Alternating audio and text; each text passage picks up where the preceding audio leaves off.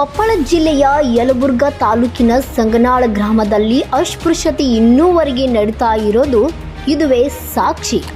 ಕರ್ನಾಟಕ ಸಮತಾ ಸೈನಿಕ ದಳ ಬೆಳಗಾವಿ ಜಿಲ್ಲೆಯ ಹುಕ್ಕೇರಿ ತಾಲೂಕಿನಲ್ಲಿ ಪ್ರತಿಭಟನೆ ಮುಖಾಂತರ ತಹಶೀಲ್ದಾರರಿಗೆ ಮನವಿ ಪತ್ರ ನೀಡಲಾಯಿತು. ಕೊಪ್ಪಳ ಜಿಲ್ಲೆಯ ಯಲಬುರ್ಗಾ ತಾಲೂಕಿನ ಸಂಗನಾಳ ಗ್ರಾಮದ ಯಮನೂರಪ್ಪ ಈರಪ್ಪ ಬಂಡಿಯಾಳ್ ವಯಸ್ಸು 23. ಈತನು ಕಟಿಂಗ್ ಮಾಡಿಸಿಕೊಳ್ಳಲು ಕರಮೂಡಿ ಗ್ರಾಮದ ಮುದುಕಪ್ಪ ಅಂದಪ್ಪ ಹಡಪದ್ ಈತನ ಹತ್ತಿರ ಹೋಗಿರುತ್ತಾನೆ.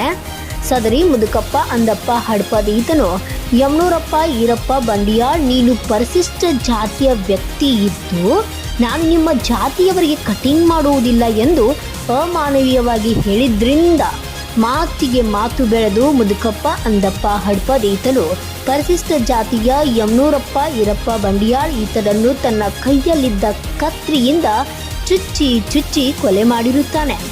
ನಂತರ ಮುದುಕಪ್ಪ ಅಂದಪ್ಪ ಹಡಪದ್ ಈತನು ಕೊಲೆ ಮಾಡಿ ಯಮನೂರಪ್ಪ ಬಂಡಿಯಾಳ್ ಈತನ ಸಹೋದರನಿಗೆ ಫೋನ್ ಮಾಡಿ, ನಿಮ್ಮ ಸಹೋದರ ನಮ್ಮ ಅಂಗಡಿಯ ಮುಂದೆ ಮಲಗಿದ್ದಾನೆ, ಆತನು ಕರೆದುಕೊಂಡು ಹೋಗಿ ಎಂದು ಹೇಳಿರುತ್ತಾನೆ. ಆಗ ಯಮನೂರಪ್ಪ ಬಂಡಿಯಾಳ್ ಈತನ ಸಹೋದರ ಸ್ಥಳಕ್ಕೆ ಬಂದು ಯಮನೂರಪ್ಪ ಬಂಡಿಯಾಳ್ ಈತನನ್ನು ಆಸ್ಪತ್ರೆಗೆ ಕರೆದುಕೊಂಡು ಹೋದಾಗ ಸದರಿ ಆಸ್ಪತ್ರೆಯ ವೈದ್ಯರು ಯಮನೂರಪ್ಪ ಬಂಡಿಯಾಳ್ ಈತನು ಮೃತನಾಗಿರುತ್ತಾನೆ ಎಂದು ತಿಳಿಸಿರುತ್ತಾರೆ. ಸದರಿ ಘಟನೆಯ ಕುರಿತು ಮುದುಕಪ್ಪ ಅಂದಪ್ಪ ಹಡಪದ್ ಈತನ ಮೇಲೆ ಎಫ್ಐಆರ್ ದಾಖಲಾಗಿದ್ದು ಇರುತ್ತದೆ. ಕಾರಣ ಮಾನ್ಯರು ಮೃತ ಯಮನೂರಪ್ಪ ಈರಪ್ಪ ಬಂಡಿಯಾಳ್ ಈತನ ಕುಟುಂಬಕ್ಕೆ ಆದಷ್ಟು ಬೇಗನೆ ಸರ್ಕಾರದಿಂದ ಬರತಕ್ಕಂತಹ ಸೌಲಭ್ಯಗಳನ್ನು ಕೂಡಲೇ ಪೂರೈಸಬೇಕು ಮತ್ತು ತಪ್ಪಿತಸ್ಥನ ವಿರುದ್ಧ ಸೂಕ್ತ ಕಾನೂನು ಕ್ರಮ ಕೈಗೊಳ್ಳಬೇಕು.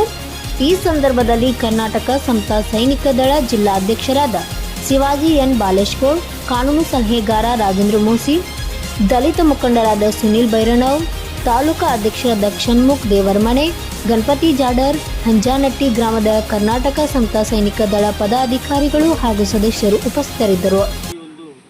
ಅಭಿವೃದ್ಧಿಯ ಪಥದಲ್ಲಿ ಸಾಗಿರ್ತಕ್ಕ ಸಂದರ್ಭದಲ್ಲಿ ಇಂಥ ಒಂದು ಅಹಿತಕರ ಘಟನೆ ನಡೆದಿರ್ತಕ್ಕಂಥ ಬಹಳ ವಿಷಾದನೀಯ.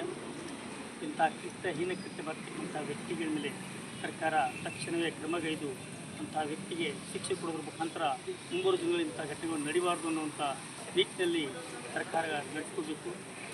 ಆಗಿರ್ತಾ ಈ ದುರ್ಘಟನೆಯನ್ನು ಸರಿಪಡಿಸುವಲ್ಲಿ ಯಶಸ್ವಿಯಾಗಿ ಆ ಒಂದು ಅಮಾನ್ಯತೆಯಲ್ಲಿ ಮೃತಗಿರ್ತಕ್ಕಂಥ ವ್ಯಕ್ತಿಗೆ ಸರ್ಕಾರದ ಎಲ್ಲ ಸೌಲಭ್ಯಗಳು ದೊರಕಿಸಿ ಆ ಕೃತ್ಯ ಮಾಡಿರ್ತಕ್ಕಂಥ ವ್ಯಕ್ತಿಗೆ ಕಠಿಣವಾದ ಶಿಕ್ಷೆ ಕೊಟ್ಟು ಈ ಒಂದು ವ್ಯವಸ್ಥೆಯನ್ನು ಸಮಾಧಾನಪಡಿಸಬೇಕಂತ ತಮ್ಮಲ್ಲಿ ಕಳ್ಕಳಿನಿಂದ ಬಿಡ್ತಾ ಯಾವತ್ತೂ ಇಂಥ ದುರ್ಘಟನೆ ನಡಿಬಾರ್ದು ಅಂತ ಮುನ್ನೆಚ್ಚರಿಕೆ ಇರ್ತಾ ಈ ಒಂದು ಸಂದೇಶವನ್ನು ತಮ್ಮಲ್ಲಿ ಬೇರ್ಪಡಿಸುವ ಮಾಡುವ ಜೊತೆಗೆ ಕಠಿಣವಾಗಿಯೂ ಕೂಡ ನಾವು ಇವತ್ತು ಸ್ಪಂದಿಸ್ತೇವೆ.